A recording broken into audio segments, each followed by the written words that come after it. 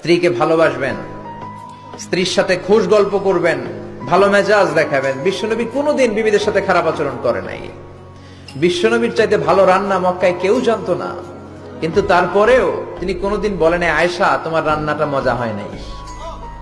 বলতেন তোমার রান্না বড়ই মজা, বড়ই চমৎকার। সুবহানাল্লাহ।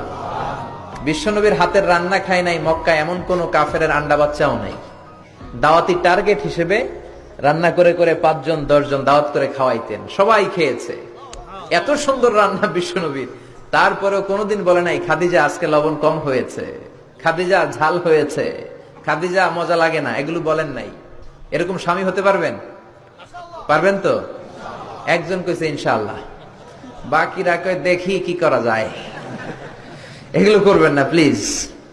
আপনিই পারেন আপনার ফ্যামিলিটারে সুন্দর করতে, আপনিই পারেন আপনার ফ্যামিলিতে সবার মধ্যে একটা ফুরফুরে মেজাজ রাখতে।